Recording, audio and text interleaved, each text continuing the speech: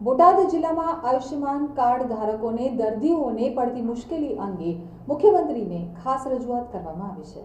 બોટાદ જિલ્લા પંચાયતના આરોગ્ય સમિતિના ચેરમેન કેશુભાઈ પંચાળાએ મુખ્યમંત્રીને પત્ર લખી અને આયુષ્યમાન કાર્ડ યોજનાના એપ્રુવલ જલ્દી મળે તેવી રજૂઆત કરી છે। આયુષ્યમાન યોજનામાં દર્દીઓને નવા કાર્ડ કઢાવવામાં એપ્રુવલ ન મળતા દર્દીઓ મુશ્કેલીનો સામનો કરી રહ્યા છે।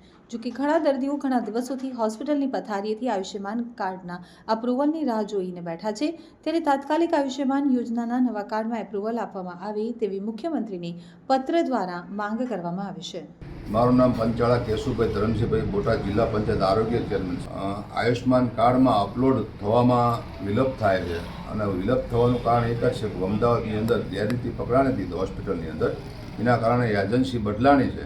એજન્સી બદલાવાના કારણે અપલોડ થવામાં વાર લાગે છે।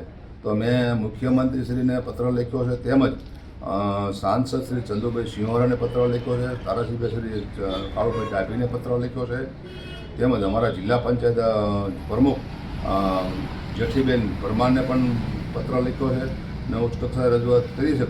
જેમ બને વેળાસર આ સુધારો થાય અને ગરીબ માણસોને કામ થાય એના માટે મેં પત્ર લખ્યો છે।